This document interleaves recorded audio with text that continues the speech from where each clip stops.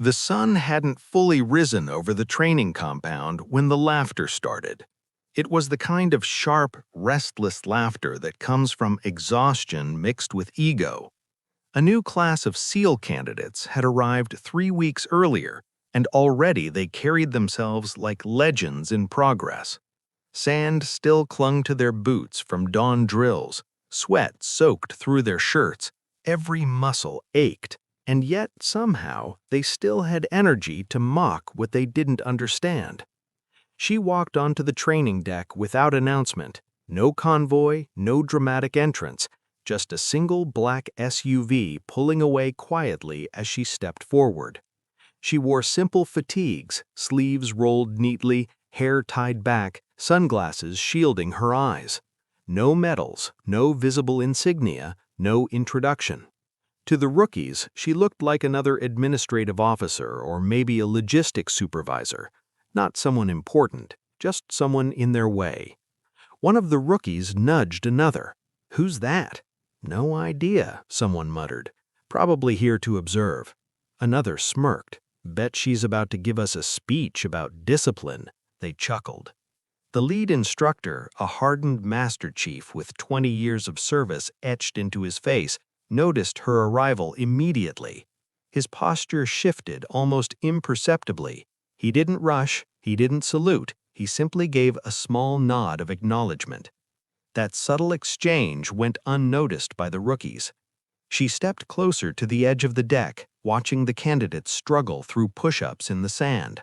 Her expression was unreadable, calm, analytical.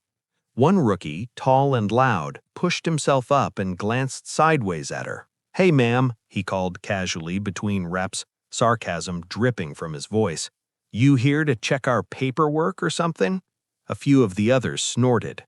The Master Chief's jaw tightened, but he said nothing. He was waiting. She stepped forward slightly. "Continue your reps," she said evenly. Her voice wasn't loud. It didn't need to be. There was something about it that carried. The tall rookie grinned just slightly. "Just curious, ma'am," he added. "What's your rank?" Another chimed in, barely containing laughter. "Yeah, we gotta know who's watching us suffer." The question wasn't genuine. It was bait, a joke disguised as curiosity. They expected something low enough to justify their attitude. Lieutenant, maybe commander at best. Someone they could internally dismiss while still pretending respect. She removed her sunglasses slowly. The movement alone silenced two of them. Her eyes were steady, assessing each face in front of her. Sand stuck to their arms, sweat dripped from their brows. They were tough, determined, but raw, undisciplined. She let the silence stretch just long enough to become uncomfortable. "You want to know my rank?" she asked calmly. The tall rookie smirked wider. "Yes, ma'am."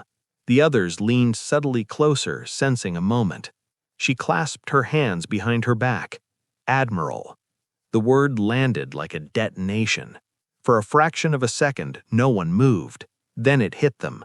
Admiral. Not captain, not commander. Admiral. The highest authority most of them would ever see in person. The tall rookie's arms buckled. He collapsed face first into the sand mid-push-up. Another froze halfway down, muscles trembling, eyes wide. A third scrambled awkwardly to his feet before realizing standing without permission was even worse. The laughter evaporated. It didn't fade, it vanished. The Master Chief's voice cut through the air like steel. "On your feet." The rookies sprang up, scrambling into rigid formation. Sand clung to their faces. One still had a grain stuck to his lip. None dared wipe it away. The tall rookie avoided eye contact entirely. His cheeks burned hotter than the morning sun. The Admiral took one slow step forward. Not aggressive, not dramatic, just deliberate. "You're 3 weeks into training, and already you think you understand rank." No one spoke. "You believe exhaustion entitles you to sarcasm. You believe potential equals accomplishment." Her gaze settled briefly on the tall rookie. It does not. The wind shifted across the compound. Even the distant sound of waves seemed quieter.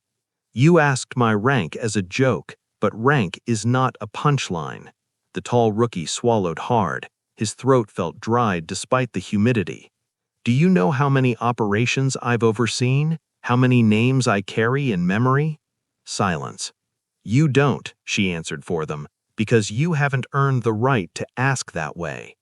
The shame spread through the formation like wildfire. It wasn't loud, it wasn't theatrical, it was internal, heavy, crushing. The Master Chief stepped beside her but slightly behind, reinforcing the invisible line of authority. The rookies noticed that too. When you wear this uniform, the Admiral said, you represent more than yourselves. Every careless word reveals your discipline. She paused again, or your lack of it. The tall rookie felt heat crawl up his neck. His earlier grin felt like it belonged to someone else entirely. Sound off, the Master Chief barked. Yes, Admiral, the rookie shouted in unison, voices cracking slightly. She studied them for a moment longer, not with anger, but with expectation. Good, she said quietly. Now earn the privilege of that volume. She turned to the Master Chief. Continue training. He nodded sharply. You heard her. Down. The rookies dropped back into push-ups instantly, sand spraying beneath their palms. This time no one looked sideways, no one whispered. Every rep was sharp, controlled, focused. The Admiral stepped back toward the edge of the deck, observing again, but now the energy had shifted completely. The tall rookie's arms burned, but the pain felt different. It was no longer about proving himself to peers. It was about correcting a mistake, about rebuilding respect. After several brutal minutes, the Master Chief ordered them up again. Sweat poured freely. The Admiral approached once more. What's the first rule of this program? Discipline, Admiral, they shouted in unison. Second, respect the chain of command, Admiral. Her gaze lingered on the tall rookie. And how do you address a superior officer? His voice cracked slightly. With respect, Admiral. She nodded once. Good. There was no smile, no softening, but there was acknowledgement. The rookies felt it. The crushing shame began to transform into something constructive, a lesson carved deep. You will encounter people in this career who wear less visible rank than they deserve, she continued. You will also encounter those who wear more than they've earned. A subtle shift passed between her and the Master Chief. Your job is not to judge from appearance. Your job is to execute with humility. The tall rookie's breathing steadied. His embarrassment hadn't vanished, but it had direction now. Today, she said finally, you learned the cost of assumption. She replaced her sunglasses. Make it the last time. Without another word, she stepped away. The SUV returned quietly. She entered without looking back. The vehicle pulled off, leaving only dust swirling in the early light. The rookies remained frozen for several seconds even after she was gone. The Master Chief broke the silence. You think that was bad? He growled. That was mercy. They believed him. The tall rookie exhaled slowly. Admiral, he muttered under his breath, almost disbelieving. Another rookie glanced sideways. We're idiots. Correction, the Master Chief snapped. You were.